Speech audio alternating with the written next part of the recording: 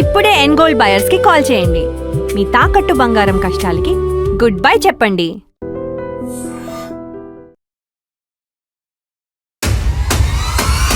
ఆ తల వలిగిందంటే 10 తలకాయలు వలుకుంటాయి, వీలైతే 100. ఎమ్మెల్యే పైడి రాకేష్ రెడ్డి ఇంటి ముట్టడికి కాంగ్రెస్ పిలుపునిచ్చింది. దేనికైనా తెగిస్తా, చావుకైనా వెనకడిగేసింది. Ladies and gentlemen, Rakesh Reddy పేరు. you are still not ready for this. Bandi Sanjay Raghunandan తో దిగిన ఫొటోస్, ఈటలతో దిగిన ఫొటోస్, అరవింద్ గారితో దిగిన ఫొటోస్. ఎందుకు ఇప్పుడు సడన్ గా ఈ ఫోటోలు వైరల్ అవ్వటం? అంటే ఇంతకు ముందు సఖ్యత లేదు, ఇప్పుడు నేతలందరూ కలిసిపోయినరు. సబ్కా విశ్వాస్, సబ్కా వికాస్, సబ్కా ప్రయాస్. బీజేపీ అధ్యక్ష పదవి నెక్స్ట్ బండి సంజయ్ అనే లీకులు వినిపిస్తున్నాయి. నిజంగా మీరు సపోర్ట్ చేస్తారా సార్? తెలంగాణకు ఒక మంచి శుభ పరిణామం నేను. భగీరథ విషయంలో కొంత డ్యామేజ్ జరిగిన విషయం వాస్తవం. మరి ఒకవేళ బాధ్యతలు ఇస్తే దేశవ్యాప్తంగా నెగిటివ్ ప్రచారానికి ఆస్కారం మీరు ఇచ్చుకున్నట్లే కదా. ఆరోపించిన ప్రతి ఒక్కరు దోషులు కాలేదు. చాలా లిమిట్ దాటే రేవంత్ రెడ్డిని విమర్శిస్తున్నారు. పొట్టోడని, రాజశేఖర రెడ్డి ఘోషకి పనికిరాడని. భారతదేశంలో ఏ ముఖ్యమంత్రి కూడా ఇంత దిగజారుడు మాటలు మాట్లాడలేదు. నన్ను ఢిల్లీకి పోతే నమ్మట్లేదు, నన్ను చెప్పులు ఎత్తుకపోతున్న దొంగ అంటున్నారు అని ముఖ్యమంత్రి గారు సెల్ఫ్ డిక్లరేషన్ ఇచ్చుకున్నారు. వాడు ఢిల్లీకి పోతే అపాయింట్మెంట్ కూడా ఇస్తలేడు, వీడు వస్తే చెప్పులు కూడా ఎత్తుకపోతాడేమో అన్నట్టుగా. ఒకప్పుడు సమసమాజం అని దళములో ఉండి అడవులో ఉన్న నాయకురాలు 70 ఏళ్ల వృద్ధుడిని కాళ్ళ మీద పడ్డాడు. సమసమాజం ఎటువైంది అక్క? మీ యాక్షన్ ప్లాన్ ఎట్లుంది సార్ ఇప్పుడు ప్రెసెంట్? నాకు ఒకటి కనబడుతుంది, కమలం గమ్యం. గమ్యం ఒకటే, తెలంగాణ సెక్రటరీ మీద భారతీయ జనతా పార్టీ జెండా ఎగిరేది.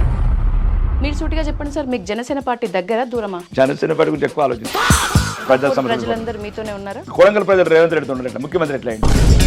తీసుకెళ్ళండి కాంగ్రెస్ లో మెడల్కి వెళ్ళి, అలా మళ్ళీ వేరే వాళ్ళ మెడల్ ముట్టకూడదు. తీసుకెళ్లి తూకం మాత్రమే అండి, మళ్ళీ తులంకు 3 తులాలు కొట్టేస్తారు. This is Paidi Rakesh Reddy style అనుకోవాలా? నమస్తే, నేను Yashoda. Welcome to I dream. నిన్నటి దాకా ఒక లెక్క, రేపటి నుంచి ఇంకో లెక్క అంటుంది తెలంగాణ బీజేపీ. లీడర్లు చేతులు కలిపినరు, నాయకులు మాటల్లో పంచ్ పెంచినరు.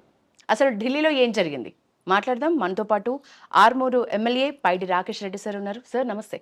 నమస్తే. బాగున్నారా సార్? సూపర్ సార్, ఎక్కడ చూసినా బీజేపీలోనే ఒకటే మాట, బండి సంజయ్, బండి సంజయ్, బండి సంజయ్. సంథింగ్ పెద్ద చేంజ్ ఏదో జరగబోతోంది. ఢిల్లీలో బండి సంజయ్ ఇంట్లోనే నేతలందరూ కలుసుకున్నారు. ఏంటి సార్, ఏమైనా అప్డేట్ ఇస్తారా? నో, దానికి ముందండి అది పార్టీ అధిష్టానము తీసుకున్న కొన్ని చర్యలల్లో, కొన్ని తెలంగాణలో ఉన్న కొన్ని కార్యకర్తలలో, పార్టీషన్లో ఉన్న కొన్ని అపోహలను తొలగించడానికి, అంటే కావాలని దుర్మార్గమైన బీఆర్ఎస్ కాంగ్రెస్ ఒక సోషల్ మీడియా ద్వారా ఒక అపోహలు సృష్టిస్తుంది కావాలని. కాబట్టి దానికి కొన్ని సరిదిద్దే కార్యక్రమాలు, ఆ అపోహలను దూరం తొలగించడం తప్ప అక్కడ ఉన్న ఏం లేదు. అపోహలను దూరం తొలగించడం కొంత కార్యాచరణ తీసుకుంటారు. ఆ కార్యాచరణ ఈరోజు తెలంగాణలో ఒక రకమైన ఒక ఉత్సాహం కనబడుతుంది. స్టేట్ రాష్ట్ర వ్యాప్తంగా కార్యకర్తలు కావచ్చు, నాయకులు కావచ్చు, ప్రజలలో కూడా కావచ్చు. ఇంకా మేము కోరుకున్నదంతా నిజమవుతుంది, ప్రజలు మాత్రం సంతోషంగా ఉన్నారు ఆ చర్యల వల్ల. బండి సంజయ్ రఘునందన్తో దిగిన ఫొటోస్, బండి సంజయ్ ఈటలతో దిగిన ఫొటోస్, ధర్మపురి అరవింద్ గారితో దిగిన ఫొటోస్ ఇప్పుడు సడన్గా చాలా వైరల్ అవుతున్నాయి. బీజేపీ క్యాడర్లో చాలా సంతోషం వ్యక్తం చేస్తున్నారు కింది స్థాయి నుంచి. ఎందుకు ఇప్పుడు సడన్గా ఈ ఫోటోలు వైరల్ అవ్వటం? అంటే ఇంతకుముందు సఖ్యత లేదు, ఇప్పుడు నేతలందరూ కలిసిపోయినరు అనే మెసేజా? ఎందుకు ఇట్లా? ఎప్పుడు సఖ్యతనే ఉంది. నేను చెప్పాను కదా ఇప్పుడే, ఈ బీఆర్ఎస్ కాంగ్రెస్ రెండు ఒక్కటై ఒక ఏదైతే వెస్ట్ బెంగాల్ దెబ్బకు ఇద్దరు దిమ్మ తిరిగిపోయింది. ఇంకా దీన్ని ఎవ్వరు ఆపలేరు. వెస్ట్ బెంగాల్ నుంచి ఏమో వంగ అంగ అన్ని కళింగ అన్ని కొట్టుకుంటూ వచ్చినారు. ఇంకా థ్రిల్లింగ్గానే ఉంది అని సమయంలో ఒక కుట్రలకు ఈ సోషల్ మీడియా ద్వారా కొన్ని పెయిడ్ ఛానల్స్ ద్వారా చేయటం మొదలుపెట్టారు. ఆ అపోహలకు సమాధానం దీన్ని బట్టి కూడా నాయకుల మధ్యన మాకు కూడా కొన్ని అవగాహన అవుతున్నాయి. మేము ఎంత మంచిగున్నా కొన్ని అపోహలను తొలగించాలా. ఒకటి, తెలంగాణ ప్రజలు, తెలంగాణ పార్టీ శ్రేణులు ఏదైతే మా నుంచి కోరుకుంటున్నారో నాయకులుగా, వాళ్ళకు అనుగుణంగా మనం ఉండాలనేది ఒక మంచి శుభ పరిపాలన ఇది తెలంగాణకు. గ్యాప్ చాలా స్పష్టంగా కనిపించింది కదా సార్ ఇన్ని రోజులు. ఇప్పుడు గ్యాప్ లేదండి. ఇప్పుడు మీకు అర్థం కావట్లేదంటే గ్యాప్స్ అంటే ఎట్లుంటుంది గ్యాప్స్? ఇప్పుడు ఈటెల బండి సంజయ్ కలిసినప్పుడు ఎందుకంత పెద్ద న్యూస్ అయిపోయింది చెప్పండి. మళ్ళీ నీకు ఏవైతే అపోహలు ఉన్నాయో అపోహలను తొలగించడానికి ఇవన్నీ. ఇప్పుడు గ్యాప్స్ ఏముంటుందండి? అయినా కష్టపడిన ఒక పైకి వచ్చిన నాయకులు ఇద్దరు, బండి సంజయ్ గారు ఈటెల రాజేందర్ గారు సామాన్య కుటుంబంలో పుట్టి ఈరోజు ఒక ఇద్దరు ఎవరి వ్యక్తిత్వం వాళ్ళకు ఉంది, ఎవరి బ్యాక్గ్రౌండ్ వాళ్ళకు ఉంది. కానీ ఇద్దరి ఒకటి ఏంటంటే ఊరికనే రాలేదు. అంటే వారసత్వ రాజకీయాల ద్వారానో లేకపోతే జమీందార్ రాజకీయాల ద్వారా రాలేదు. ఒక సామాన్య కుటుంబం పుట్టి ఒక బీసీ బిడ్డలుగా వాళ్ళు ఒక్కొక్క మెట్టు ఎక్కుకుంటూ వచ్చారు. కాబట్టి కొందరు కుట్రలో భాగంగా ఆ రకంగా సమస్యలు సృష్టించబడ్డాయి. కాబట్టి ఇద్దరు గమనించారు, అనవసరంగా మనము ఏదైతే సమాజం కోరుకుంటుందో ఒక మంచి పరిపాలన తెలంగాణ రాష్ట్రం, కాబట్టి కొన్ని అపోహలను దూరం చేయాల్సిన అవసరం ఉన్నది. కాబట్టి ఆ రకంగా కొన్ని స్టేట్మెంట్లు కొన్ని కలయికలు ఇవన్నీ ఇవ్వడం జరిగింది. భవిష్యత్తులో తెలంగాణకు ఒక మంచి శుభ పరిణామం అని నేను అనుకుంటున్నాను. శుభ పరిణామం అన్నారు. సెప్టెంబర్ 17th ఎలాగూ తెలంగాణ విమోచన దినోత్సవం సందర్భంగా ఎప్పుడు బీజేపీ హడావిడి ఉంటుంది ఖచ్చితంగా. ఈసారి ఒక కీలక ప్రకటన కూడా ఉండే అవకాశం ఉంది అంటున్నారు, నిజమేనా? ప్రకటనలు ఎప్పుడు సందర్భం అవసరం పడితే అప్పుడు చేస్తూ ఉంటామండి. సెప్టెంబర్ 10 కూడా అయితే ఎట్టి పరిస్థితుల్లో 2029లో రాష్ట్ర ప్రభుత్వం అధికారికంగా తెలంగాణ విమోచన దినం చేస్తాము, జరుపుతాము. ఎవడు అడ్డొచ్చినా, ఎవడు తలకేసి కింద కొట్టుకున్నా, బండలకు కొట్టుకున్నా, రాబోయేది భారతీయ జనతా పార్టీ ప్రభుత్వం 2029లో. కాబట్టి సెప్టెంబర్ 10 ఏదైతే 400 సంవత్సరాలు ముష్కరులు తురుకుల పరిపాలనలో, నిజాం పరిపాలనలో 4 తరాలు 5 తరాలు నరకం అనుభవించినాయో, అమరులైన మా తెలంగాణ మా పూర్వీకులకు ఆత్మలు శాంతించాలంటే అది తెలంగాణ విమోచన దినం జరగాల్సిందే. అది అధికారికంగా రాష్ట్ర ప్రభుత్వం జరిపించాల్సిందే. కాబట్టి భారతీయ జనతా పార్టీ ప్రభుత్వం జరిపిస్తాం కూడా. బీజేపీ అధ్యక్ష పదవి నెక్స్ట్ బండి సంజయ్ అనే లీకులు వినిపిస్తున్నాయి. మీ దాకా ఏమైనా వచ్చిందా? నిజంగా మీరు సపోర్ట్ చేస్తారా సార్ బండి సంజయ్ అధ్యక్షులైతే? నేను చాలాసార్లు చెప్పాను, నాకు పార్టీ ప్రాణం, పార్టీ నిర్ణయాలే శిరోధార్యం. పార్టీ ఎవరిని నిర్ణయించినా వాళ్ళ కింద పనిచేస్తాం. ఒక కార్యకర్త నిర్ణయించినా ఆయన కింద పనిచేస్తాం. ఇది నేషన్ ఫస్ట్ అనే పార్టీ, ధర్మాన్ని గౌరవించే పార్టీ. ఈ పార్టీకి కొన్ని వ్యక్తులు, మళ్ళీ నేను చాలా ఇంటర్వ్యూలో చెప్తున్నాను, ఇక్కడ పార్టీకి వ్యక్తులు ముఖ్యం కాదు. మీరు వ్యక్తులను చేస్తూనే విభజనలు తెస్తున్నారు. ఎవరి స్థాయి వాళ్ళకు ఉంటుంది. ఏదైనా సరే కేంద్ర పార్టీ ఇప్పుడు కార్యకర్తలు, నాయకులు ఏ నాయకత్వాన్ని కోరుకుంటారో ఆ నాయకత్వం వైపు ఉంటుంది. అది ఇప్పుడు ప్రతి 3 సంవత్సరాలకు ఒకసారి జరుగుతున్న ప్రక్రియ. ఒక్కోసారి మధ్యన జరుగుతుండొచ్చు, ఒక్కోసారి లేట్ జరుగుతుండొచ్చు. కానీ ఏదైనా పార్టీ తన దృష్ట్యా ఏ నిర్ణయం తీసుకున్నా మేము దాన్ని గౌరవిస్తాం. ఈరోజు రామచంద్రరావు గారు ఉన్నా కానీ రామచంద్రరావు గారి నాయకత్వంలో కూడా మేము ఉధృతంగా పనులు చేస్తున్నాం. ఈరోజు రైతు గోస కావచ్చు, ఫీజు రింబర్స్మెంట్ కావచ్చు, లేకపోతే ఉద్యోగుల బకాయిలు కావచ్చు, అన్నిటి మీద పోరాటం చేస్తున్నాం. మేము సైనికులం, వాళ్ళు సైన్యాధిపతులు. రామచంద్రరావు గారు కావచ్చు, కిషన్ రెడ్డి గారు కావచ్చు, బండి సంజయ్ గారు కావచ్చు. కాబట్టి ఏదేమైనా పార్టీ నాకైతే ఒకటే, నాకైతే పార్టీ అన్నిటికన్నా మించింది. నాకు పార్టీ మీ ఒపీనియన్ని కాసేపు పక్కన పెడితే సార్, బండి సంజయ్కి ఒకవేళ బాధ్యతలు ఇస్తే భగీరథ విషయంలో కొంత డ్యామేజ్ జరిగిన విషయం వాస్తవం, ఎవరు ఒప్పుకున్నా ఒప్పుకోకపోయినా. మరి ఒకవేళ బాధ్యతలు ఇస్తే దేశవ్యాప్తంగా నెగిటివ్ ప్రచారానికి ఆస్కారం మీరు ఇచ్చుకున్నట్లే కదా. అది కోర్టు పరిధిలో ఉన్న న్యాయస్థానాల్లో ఉన్న సమస్య ఒకటి. ఇంకా దాని గురించి న్యాయస్థానమే తీర్పులు చెప్పాలి. ఆరోపించిన ప్రతి ఒక్కళ్ళు దోషులు కాలేరు. ఇప్పుడు మీ మీద 100 ఆరోపణలు ఉంటాయి, నా మీద 100 ఆరోపణలు ఉంటాయి. మనం దోషులమైతే ఇక ప్రతి ఒక్కరు ఆరోపణలు చేస్తుంటే శిక్షలు మీడియానే ఖరారు చేస్తుంటే ఇక దేశంలో ఏ వ్యవస్థకు ఒక ట్రస్టెడ్ లేదు. ఒక ఇన్వెస్టిగేషన్ వ్యవస్థకు, లేకపోతే న్యాయ వ్యవస్థకు, అన్నీ. కాబట్టి అది ఒక కుటుంబంలో జరిగిన సంఘటన. దాన్ని మనం న్యాయస్థానానికి వదిలేయాలి. దాన్ని నాకు తెలిసి బండి సంజయ్ గారికి అయితే దీనికి సంబంధం లేని ఇష్యూ. అంటే అట్లీస్ట్ పోక్సో విషయంలో తీర్పు అయితే రాలేదు కాబట్టి సార్, తీర్పును బట్టి ఏమైనా ఆలోచన ఉండే అదేం ఉండదండి. అవి నిరంతరం జరిగే ప్రక్రియలో కుటుంబాలకు జరిగిన సమస్యలు ఆ కుటుంబాలు పరిష్కరించుకుంటాయి. భారతీయ జనతా పార్టీకి సంబంధం లేదండి. భారతీయ జనతా పార్టీ మేమేం చేయలేదు, పార్టీ ఏం చేయలేదు అట్లాంటి సంఘటనలు.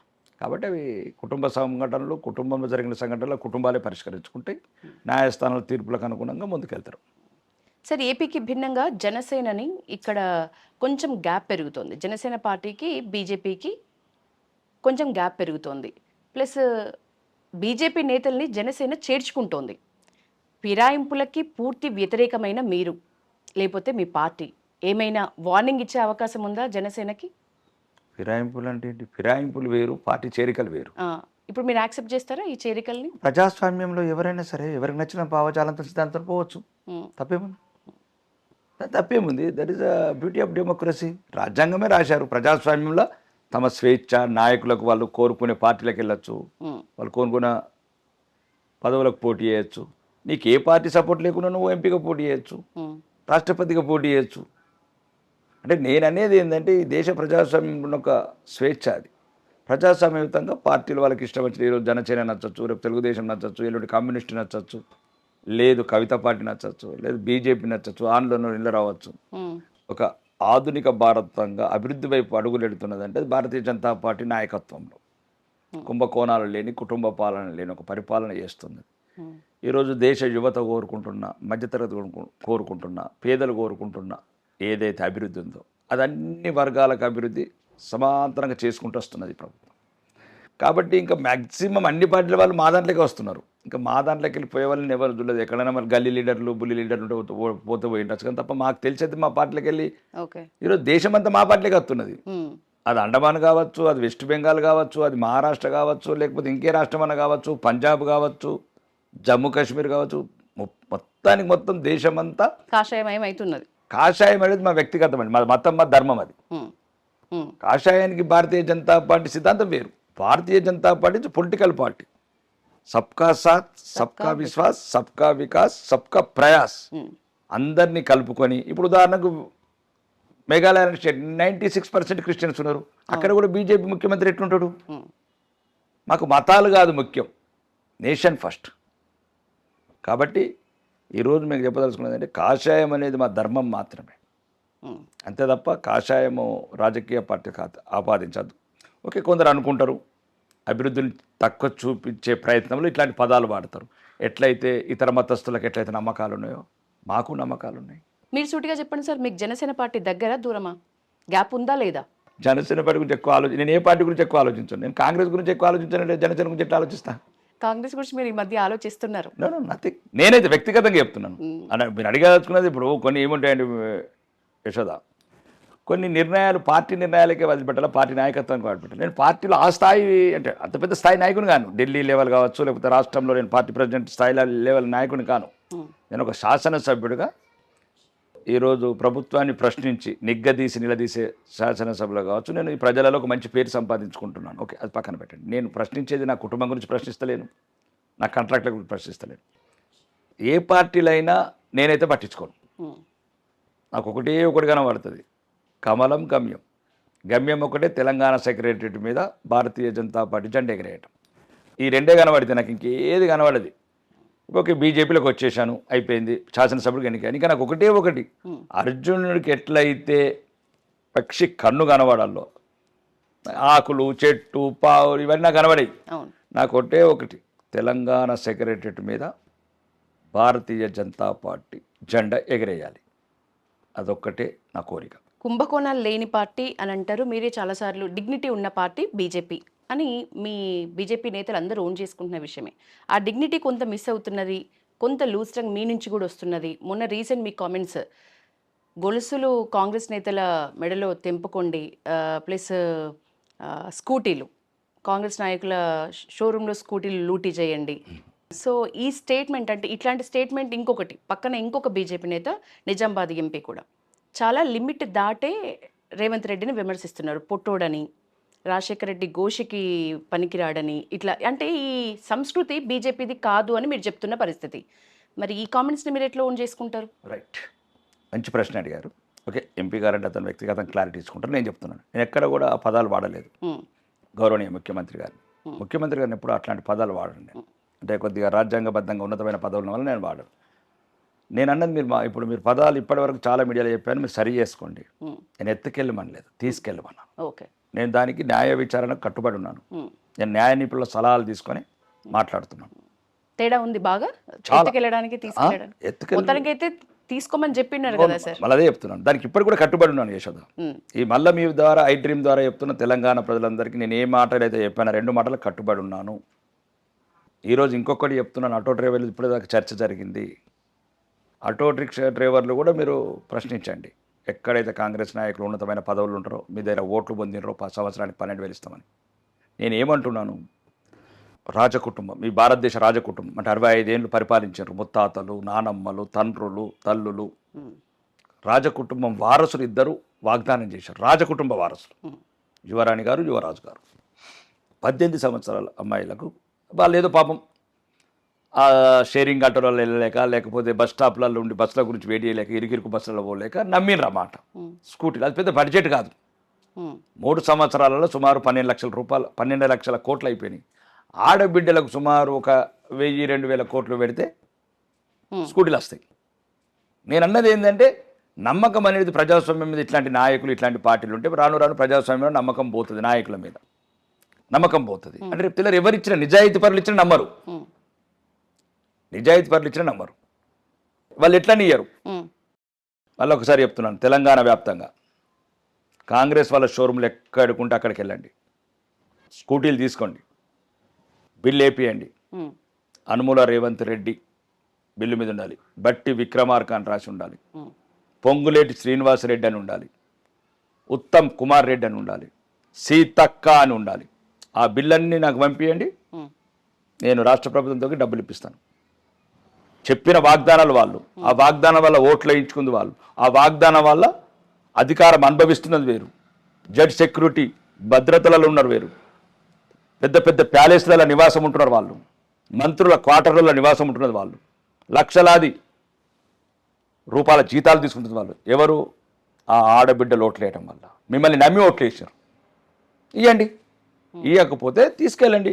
కాంగ్రెస్ వాళ్ళ షోరూమ్లో అయితేనే వాళ్ళు బిల్లు ఇస్తారు. ఇప్పుడు ఎట్లయితే తెలంగాణ కాంట్రాక్టర్లకు కాంగ్రెస్ వాళ్ళకి బిల్లు ఇస్తున్నారో బిల్లు ఇవ్వమంటున్నాను, తీసుకెళ్ళండి. బరాబర్ చెప్తున్నాను, ఇప్పటికి కూడా చెప్తున్నాను, మాట మీద కట్టుబడి ఉన్నా. మీరు అవసరమైతే న్యాయ విచారణకు నేను ఇంతకుముందు కూడా సిద్ధంగా చెప్పాను.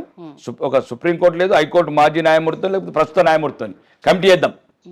రెండోది బంగారం అన్న, నేను తెప్పుకోపోమలేదు, తీసుకుపోమన్నారు, తీసుకెళ్ళమన్నాను. తీసుకెళ్ళేటప్పుడు కూడా చెప్పాను, తూకం వేయండి అని చెప్పాను. ఇప్పుడు మీరు కాంగ్రెస్ అండి, మీరు కాంగ్రెస్ లీడరు, మీరు వెళ్ళి ఇల్లుకి చెప్పారు తులం బంగారం ఇస్తామని చెప్పారు. మీరెవరు చెప్పారు? కాంగ్రెస్ ప్రభుత్వము, రేవంత్ రెడ్డి, ఏదో అది దట్ ఈస్ మీ విషయం. ఈరోజు నువ్వు కూడా కాంట్రాక్టులు తీసుకుంటున్నావు, ఇక్కడ అధికారంలోకి వచ్చిందని. నువ్వు ఒక గ్రామంలో ఒక పదవికి గెలుస్తున్నావు, అంతేనా కాదా? కాబట్టి నేనేమంటున్నాను, తీసుకెళ్ళండి కాంగ్రెస్లో మెడల్కి వెళ్ళి, మళ్ళీ వేరే వాళ్ళ మెడల్ ముట్టకూడదు. కాంగ్రెస్ నాయకులు ఎవరైతే మీ ఇళ్ళకి వచ్చినారో, ఓట్లు అడిగినరో వాళ్ళ ఇళ్ళకి వెళ్ళండి. ఈరోజు నేను చెప్పింది మళ్ళీ అడగండి, తీసుకెళ్ళి తూకం మాత్రమే అండి. మళ్ళీ వీళ్ళు తులంకు 3 తులాలు కొట్టేస్తారు. మీరు తులమే తీసుకపోతే వీళ్ళు 3 తులాలు క్లెయిమ్ చేస్తారు ప్రభుత్వం దగ్గర. అవి కూడా ఇప్పుడు నేను ఏదైతే పేర్లు చెప్పినో వాళ్ళ బిల్లు క్లియర్గా అన్ని పంపించండి. మీరు కాంగ్రెస్ కూడా ఇబ్బంది పడకండి. మీరు గ్రామాలలో ఎవరెవరైతే పేదవాళ్లకు, అమాయకులకు, కళ్యాణ లక్ష్మి, షాదీ ముబారక్ ఎవరైతే ఉన్నారో, ఇప్పుడు నా నియోజకవర్గంలో 5,000 మంది నేనే చెక్కులు ఇచ్చాను, 5,000 తులాలు బాకీ ఉన్నారు మీరు. ఇవన్నిటికీ ఇప్పుడు రేవంత్ రెడ్డి బాధ్యత, బట్టి విక్రమార్కనే బాధ్యత, సీతక్కనే బాధ్యత. ఏం మరి ఎందుకు ఊరేగుతున్నారు? హెలికాప్టర్లు ఎట్లా తిరుగుతున్నారు? ఈ అబద్ధాల వాగ్దానాలతో కాదా? అవి ఇవ్వమంటున్నాను. ఒకవేళ ఇప్పటికి కూడా ఏదో చెప్తున్నాను, మీరు నిజంగా కూడా వీళ్ళు నాయకులు కూడా, మీరు కాంగ్రెస్ నాయకులకు చెప్తున్నా, దయచేసి మీరు ఇంకో రకంగా అనుకోకండి. మీరు గ్రామీణ ప్రాంతాలలో నాయకులు, రేపు తెల్లారి మిమ్మల్ని వీళ్ళు బలి ఎత్తారు. వీళ్ళు హైదరాబాద్లో పదవులలో అనుభవించేటోడు ముఖ్యమంత్రి, మంత్రులు, వీళ్ళు గ్రామాలలో చెడ్డ మాటలు మీరు తెప్పించుకుంటున్నారు. మీరు రండి, మీరు అంత పేద ఎవరెవరైతే ఆ కళ్యాణ లక్ష్మి, షాదీ ముబారక్ వాళ్ళకి మీ బంగారం ఇచ్చేయండి, తులం. ఆ బంగారం నేను ఇప్పిస్తారు రేవంత్ రెడ్డి దగ్గర, బట్టి విక్రమార్క దగ్గర. 3,24,000 కోట్ల బడ్జెట్ ఉంది. ఎంత అండి మొత్తం? 2,000 కోట్లు. లేదు, మీరు రేవంత్ రెడ్డి ఇంటి పక్కన ఒక 2 ఎకరాల భూమిని అమ్మేద్దాం, గవర్నమెంట్ భూమి, 2,000 కోట్లు వస్తాయి. దీని తప్పు నేను మానేస్తారు సరిగా. నేను వెరీ క్లియర్గా ఉన్నాను. లేదు, ఏదైనా న్యాయ వ్యవస్థలో మీరు కేసు నేను మాట్లాడతాను.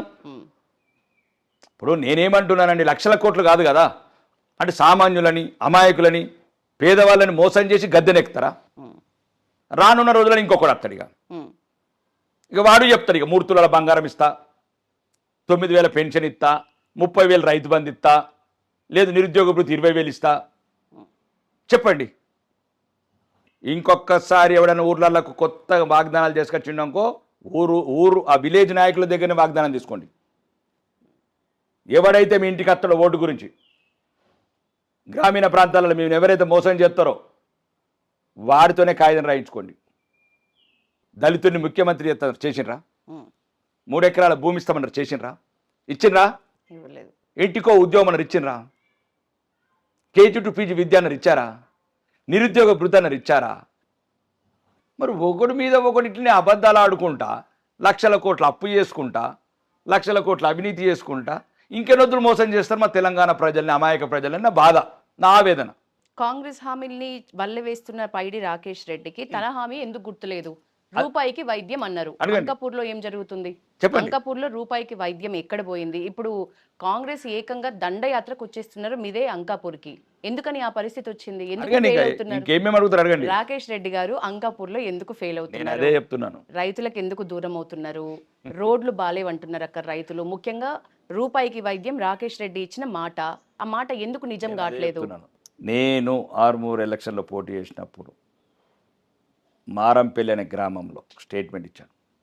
ఉమ్, అప్పటికే 10 సంవత్సరాల ఆ టీఆర్ఎస్ ప్రభుత్వంలో ఒక్క ఇల్లు కట్టకుంటుంటే నేను ఆ రోజు బహిరంగంగా చెప్పాను, నేను అధికారంలోకి రాగానే అరువులందరికీ ఇల్లు కట్టించే ప్రయత్నం చేస్తాను ఉమ్, ప్రభుత్వంతో. ఒకవేళ ప్రభుత్వం కట్టకపోతే నేను ఊరుకు 10 ఇల్లు సొంతంగా కట్టిస్తానన్నా.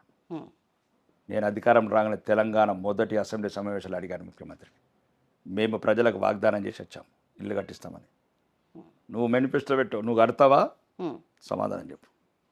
రైట్, లేదు మేము అడిగాము, మీరు కట్టకపోతే చెప్పండి, మేము కట్టిస్తాం. వాగ్దానం చేసినాం ఊరికి 10 ఇల్లు, మొత్తం 90 రోజులు 9. కానీ ఆర్మూర్కి వెళ్ళి వచ్చిన ఆదాయం నేను వసూలు చేసుకుంటా, అది నా ప్రాంతం. ఎక్సైజ్ నేనే వసూలు చేసుకుంటా, రోడ్ ట్యాక్స్ నేనే వసూలు చేసుకుంటా, రిజిస్ట్రేషన్ ట్యాక్స్ నేనే వసూలు చేసుకుంటా, ప్రతి ట్యాక్స్ నేనే వసూలు చేసుకుంటా, ప్రజలకు ఏది కావాలో అది చేసుకుంటా. అప్పుడు ప్రభుత్వం చెప్పింది, అడిగింది నేనే మొదలు.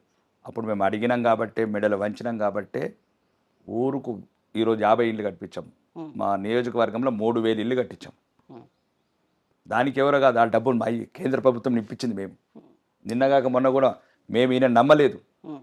ఎందుకంటే ఈయన సొంతంగా పార్టీ చేసుకున్నాడు ముఖ్యమంత్రి. నన్ను ఢిల్లీకి పోతే నమ్మట్లేదు, నన్ను చెప్పులు ఎత్తుకపోతున్న దొంగ అంటున్నారు అని ముఖ్యమంత్రి గారు సెల్ఫ్ డిక్లరేషన్ ఇచ్చుకున్నాడు. భారతదేశంలో ఏ ముఖ్యమంత్రి కూడా ఇంత దిగజారుడు మాటలు మాట్లాడలేదు. ఢిల్లీకి వెళ్తే ఎవరు నమ్మట్లేదు, ఏ ఆఫీస్కి వెళ్ళినా, మంత్రి దగ్గరికి వెళ్ళినా, ఏ బ్యాంక్కి వెళ్ళినా మమ్మల్ని దొంగలుగా చూస్తున్నారు, చెప్పులు ఎత్తుకపోతారు అని. అటువంటి టైంలో మేము పోయి చెప్పినాం బీజేపీ వల్ల.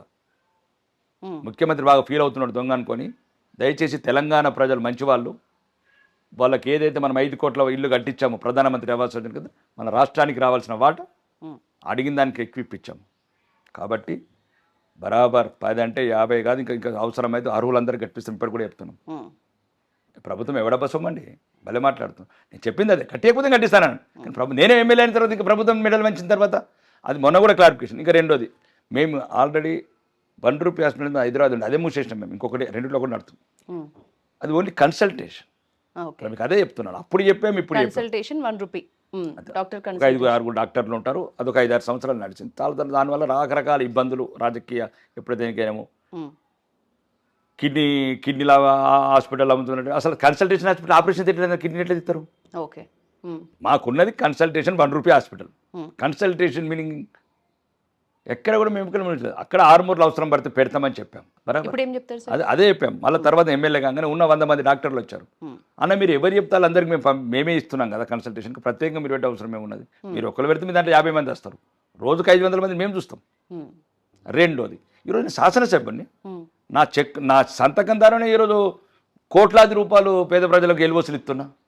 ఇంకా నీ కన్సల్టేషన్ కన్నా, రూపాయి కన్సల్టేషన్ కన్నా 10 లక్షల రూపాయల విలువైన ట్రీట్మెంట్ ఇప్పిస్తున్నాను నిమ్స్ హాస్పిటల్లో. కాబట్టి అది అవసరం లేదని నిర్ణయించుకున్నాం. బస్ ఇంకా నేను చెప్పినే 2. ఇంకా రెండోది, రాజకీయాలలో పార్టీ అధికారంకి వస్తే మేము చెప్పినాయని చేస్తాం, ప్రయత్నం చేస్తాం. మేజర్గా ఇష్యూస్ ప్రయత్నం చేస్తాం. ఇలా కాదు కదా దొంగల్లాగా, అబద్ధాల్లాగా. అత్తకు 4000, కోడలకు 2500. మరి అడగద్దా? ప్రతిపక్షంలో మేము 3 ఏళ్ళు అయింది, మరి ఇంకెప్పుడు అడగాల? ఇప్పుడు అడగకపోతే మళ్ళీ కంపల్సరీ రేవంత్ రెడ్డి 10,000 రూపాయలు, మనం ఏమంటాడు, మహాలక్ష్మి 10,000 ఇస్తా అంటాడు, పెన్షన్ 15,000 ఇస్తా అంటాడు, రైతు బంధు 50,000 ఇస్తా అంటాడు. తులం అప్పటి తీయలేదా? తులం కలిపి మళ్ళీ ఇప్పుడు మనం ఏమన్నాడు, ఎంత ఎంత ఎంత ఎంత రేపు ఇంత అంటాడు, ఎంత ఎంత పెన్షన్ ఎంత అంటాడు. ఇక ఇట్లా అంటాడు. మొన్నేమో ఎలక్షన్ ఇట్లా చూపించాడు, ఇప్పుడేమో ఇట్లా చూపిస్తాడు. ఇక కాంగ్రెస్ వాళ్ళు కూడా ఎట్లా మా చేతే కదా, గుర్తు కదా, 2 గుర్తు కూడా వచ్చిందని ఇట్లా మాట్లాడతారు. కాబట్టి నా తెలంగాణ అమాయక ప్రజలు మోసపోవద్దని ఇట్లాంటి ప్రకటనలు ఇస్తున్నాను, ప్రశ్నిస్తున్నాను. ప్రజాస్వామ్యంలో జవాబుదారీతనం ఉండాలని అడుగుతున్నాను. రాబో రోజులలో మేనిఫెస్టోలో పెట్టాలంటే ఏ పార్టీ వాళ్ళైనా సరే, మళ్ళీ ఆ పార్టీ ఈ పార్టీ కాదు, ఒళ్ళు దగ్గర పెట్టుకొని చేయాల్సిన అవసరం. నాలాగానే అందరు మాట్లాడినారు అనుకో, ఇప్పుడు జరిగిన నష్టాన్ని అయితే పూడ్చలేం. కానీ వచ్చే రోజుల్లో రాజకీయ నాయకులు తప్పుడు వాగ్దానాలు, అబద్ధాలు చేసి అందలం ఎక్కుడు మాత్రం తగ్గిపోతుంది. నేను చెప్పట్లేదు, తెలంగాణ హైకోర్టు చెప్పింది మొన్న. ఏం చేశారు? కుబేరుడే అప్పుల పాలేటట్టు చేస్తున్నారు రాష్ట్రాన్ని. ఎవడు పోతుందండి? ఎవరిది పోతుంది ఇలా? రాజకీయ నాయకులు ఏమన్నా ఆస్తులు అమ్ముతున్నారా? ప్రతి ఒక్కరు ఆస్తి పెరుగుతున్నది. తెలంగాణ ప్రజలు మాత్రం అప్పుల పాలవుతున్నారు. ఎక్కడ లేవు, ఏ డిపార్ట్మెంట్ లేవు. ఇప్పుడు మీరు రోడ్స్ అన్నారు, ఎన్నిసార్లు తిరుగుతాం? ఒక్క రోడ్డుకు మారంపల్లి అనే రోడ్డు ఉంది. పాప మా సర్పంచ్ మారంపల్లి గంగాధర్ అని అంటారు, సీతక్క కాళ్ళు మొక్కిండు, చిన్న వయసేది ఆయన. గౌరవనీయ పంచాయతీరాజ్ శాఖ మంత్రులు, ఒకప్పుడు సమసమాజం అని దళములో ఉండి అడవులో ఉన్న నాయకురాలు, సమసమాజం ఎటుపోయింది అక్క? కనికరం లేని గుండె అయిపోయింది. 70 ఏళ్ళ వృద్ధుడిని కాళ్ళ మీద పడ్డాడు. 60,000 కోట్ల బడ్జెట్ అయిపోయింది నీ పంచాయతీరాజ్ది. రోడ్డు ఇయ్యలేవా? మారంపల్లి శాంక్షన్ అయిపోయింది, మర్చి క్యాన్సిల్ చేసిన వీళ్ళు. దౌర్భాగ్యమైన పరిపాలన ఈరోజు తెలంగాణ రాష్ట్రం నడుతుందంటే దోపిడీ పరిపాలన. అది కాంగ్రెస్ పరిపాలన, అది నిలదీస్తున్నాం. దేనికైనా కట్టుబడి ఉంటాం తప్ప నాకు వ్యక్తిగతంగా ఏదో రాజకీయాల గురించి మాట్లాడట్లేదు యశోద. అంటే ఇవన్నీ చూస్తున్నాను 2014 జూన్ 2 నుంచి. అందులోకి ఆవేదనలోకి వచ్చిన మాటలు తప్ప ప్రజల్ని కూడా అట్లాంటి ప్రోత్సహించడం కాదు. మంచిగా నిజాయితీగా వెళ్ళండి, బిల్లు రాపియండి అనుముల రేవంత్ రెడ్డి గారని. లేదు వాళ్ళ అన్న కూడా ఉన్నాడు అనుముల తిరుపతి రెడ్డి గారు. ఇప్పుడు ఎవరండి వీళ్ళు? సీతక్క గారు గౌరవప్రదమైన అడగాల. మీరు ప్రభుత్వం వస్తేనే కదా. మరి 3 ఏళ్ళు ఇది ఎప్పుడు చేస్తారా? ఎలక్షన్ రాగానే 3 నెలల ముందు చేస్తారా? ఎలక్షన్ రాగానే మళ్ళీ 6 నెలల ముందు వేసి అప్పుడు కదా ఆ పెద్ద ఆయన చేసినట్టు మాజీ ముఖ్యమంత్రి గారు 5 ఏళ్ల తర్వాత రుణమాఫీ లాస్ట్ మూమెంట్ ఎలక్షన్ కట్టేసిండు. ఇది తప్పు అంటున్నా. మీరు తెలంగాణ ప్రజలు దయచేసి రాజకీయాలు వేరు, రాకేష్ రెడ్డి వేరు. నేను చెప్పింది మీ గురించి. లేకపోతే వీళ్ళు మిమ్మల్ని అన్ని రకాలుగా మోసం చేస్తారు ఈ పార్టీలు. ఇట్లాంటి పార్టీలు ఒక మంచి పార్టీలు, మంచి మేనిఫెస్టోలు, విద్య, వైద్యము, ఉపాధి ఇవన్నీ చూసి ఒక నిజమైన క్యారెక్టర్ ఉన్నోళ్ళని, క్యాలిబర్ ఉన్నోళ్ళని రానున్న రోజుల్లో తెలంగాణ భవిష్యత్తు గురించి నిర్ణయించుకోండి. సార్, రేవంత్ రెడ్డి మీద వెంకటరమణారెడ్డిని నిలబెడితే గెలుస్తాడు అని అన్నారు. నిజంగా గెలుస్తారా? ఇంతకుముందు గెలలేదా? రేవంత్ రెడ్డి వెంకటరమణారెడ్డి మీద గెలిచిండా? వెంకటరమణారెడ్డి రేవంత్ రెడ్డి మీద గెలిచిండా? ఎవరి రేవంత్ రెడ్డి? ముఖ్యమంత్రి కదా. అసలు ముఖ్యమంత్రి పదవి స్వీకరించద్దు. కామారెడ్డి ఓడిపోయిన దానికి రిపీట్ ఎందుకు కాదండి? ఒకసారి ఓడగొట్టు, ఎన్నిసార్లు అండి? ఇప్పుడు ఒకసారి ఓడగొట్టిన మీద కొత్తగా అద్భుతాలు మేము చెప్పట్లేదే, జరిగిందే చెప్తున్నాం. యాస్ బరాబర్ పునరావృతం చేస్తాం హిస్టరీ. ఓకే, మీ యాక్షన్ ప్లాన్ ఎట్లుంది సార్ ఇప్పుడు ప్రెజెంట్ డేస్? యాక్షన్ ప్లాన్ ఏముంటుందండి? నిరంతరం ప్రజాక్షేత్రంలో ఉండాలా? ప్రజలందరూ మీతోనే ఉన్నారా? అరే ఆరుమూరు ప్రజలు, కొడంగల్ ప్రజలు రేవంత్ రెడ్డితో ఉన్నారు. ఎట్లా ముఖ్యమంత్రి ఎట్లా అయిండు? ఇప్పుడు ప్రజలని ఏం చేస్తామండి? ఇప్పుడు ఒకటి మాకు సాధ్యమైనంత వరకు సుమారు 750 కోట్ల రూపాయలు తీసుకొచ్చాను నేను. 750 కోట్లు తెలంగాణలో ఏ ప్రతిపక్ష ఎమ్మెల్యే తెచ్చినా అడగండి. రోడ్స్ తీసుకొస్తున్నాము, పంచాయతీరాజ్ బిల్డింగ్లు తీసుకొస్తున్నాము. లేదు చిన్న చిన్న తలివేద లాంటి గ్రామాలకు రోడ్లు వేపిస్తాం. 20 సమస్య ఉన్నది. లేదు 200 కోట్లు పెట్టి ఇంటిగ్రేటెడ్ యుద్ధ ప్రతిపాదన శరవేగంగా జరుగుతున్నాయి పనులు. ఒక శాసనసభ్యుడిగా ప్రతిపక్షంలో ఉన్నప్పుడు లేదు ఇవన్నిటికన్నా ముందు గల్పు కార్మికుల గురించి తెలంగాణ అసెంబ్లీలో ఏం మాట్లాడుతున్నాడు? ఏ శాసనసభ్యుడు మాట్లాడుతున్నాడు? పేదలకు రేషన్ కార్డ్స్ కావచ్చు, పేదలకు ఇల్లు కావచ్చు, పేదలకు ఇళ్ల స్థలాలకు కావచ్చు. ఇప్పటికి కూడా చెప్తున్నాను, పేదలకు ఇప్పటివరకు ఒక ఇంటి స్థలం ఇవ్వలేదు. 3 ఏళ్ళు అవుతుంది. దాని గురించి కూడా పోరాటం చేస్తా. అవసరమైతే అమర నిరాహార దీక్ష చేస్తా. రాసి పెట్టుకో. పోరాటం అన్నారు, కట్టెలు పట్టుకొని నించోబెడుతున్నారు కాంగ్రెస్ నేతలు. మనం మీ ఊరికి వస్తే ఆ పరిస్థితి ఎందుకు వస్తుంది సార్? కట్టెలు పట్టుకొని మీ మనుషులు నిలబడాల్సిన పరిస్థితి ఎందుకు వస్తుంది? వాళ్ళు నిర్ణయించుకోవాలి. కాంగ్రెస్ పార్టీ వాళ్ళు చేసే చర్యకు ప్రతిచర్య, దానికి సమాధానం అది. ఇంకా తర్వాత ఏమేమి పట్టుకుంటాం వాళ్ళే నిర్ణయించుకోవాలా. వాళ్ళు తీసుకునే నిర్ణయాలను బట్టి మా ప్రతీకార నిర్ణయాలు ఉంటాయండి. ఇది బీజేపీ సంస్కృతినా, పైడి రాకేష్ రెడ్డి సంస్కృతినా? ఇది రాకేష్ రెడ్డి సంస్కృతి కాదండి. మోసం చేసి ఎట్లన్నా గద్దెలు ఎక్కుతాము, లక్షల కోట్ల అవినీతి చేస్తాము, కుటుంబ పాలన చేస్తాము అనుకున్న నాయకులందరికీ నా సమాధానం ఇదే. దేనికైనా తెగిస్తా, చావుకైనా వెనకడిగేసేది లేదు. అధికార పార్టీ ఎవరండి? కాంగ్రెస్.